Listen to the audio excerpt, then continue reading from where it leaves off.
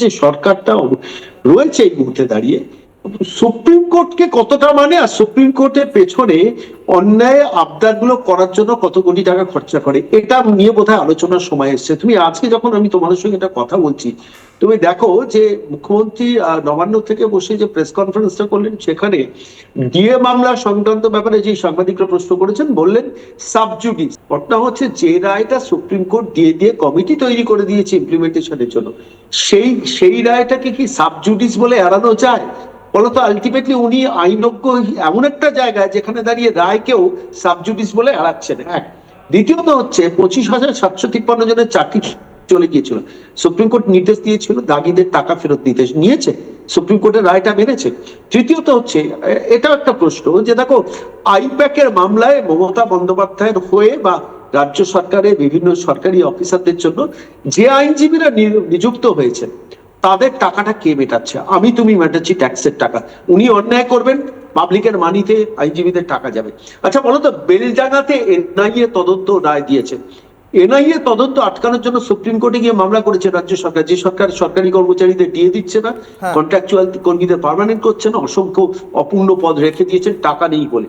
আচ্ছা বলো তো, শেখ শাহজাহানের জন্য কোন কোন আইনজীবীকে রাজ্য সরকারের তরফ থেকে অ্যাপয়েন্ট করা হয়েছিল?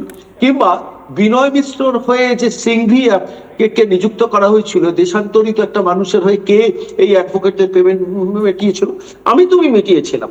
এসআইআর নিয়ে গতকাল যে শুনানি হচ্ছিল সেখানে দেখছিলাম প্রখ্যাত আইনজীবী, তাদের সওয়াল করার জন্য কোনো প্রশ্ন আসে না, মানে তারা তাদের অধিকারের কাজ ঠিকই করেছেন।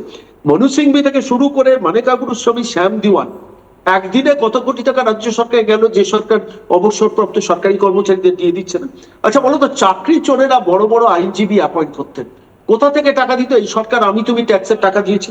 আচ্ছা বলো তো, রাজগঞ্জে ফেরার ভিডিও প্রশান্ত বর্মন, তিনি সুপ্রিম কোর্টে গিয়ে এসএলপি করছেন, অ্যাপয়েন্ট করছেন কাকে? মুকুল রোহাতগির মতো আইনজীবী, যিনি ভারতবর্ষের সব থেকে নামী আইনজীবী এবং কস্টলিয়েস্ট আইনজীবী। কে টাকা জোগাচ্ছে? আমি তুমি টাকা জোগাচ্ছি।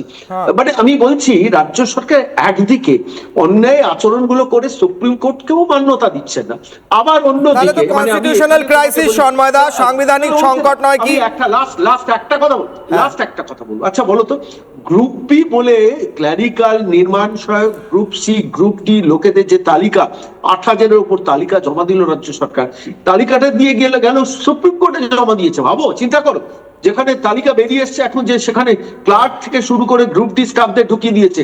অর্থাৎ সুপ্রিম কোর্টকেও আমি বোকা বানাচ্ছি। মানে হচ্ছে কত বড় একজন প্রতারক ধূর্ত একটা সরকার বসে থাকে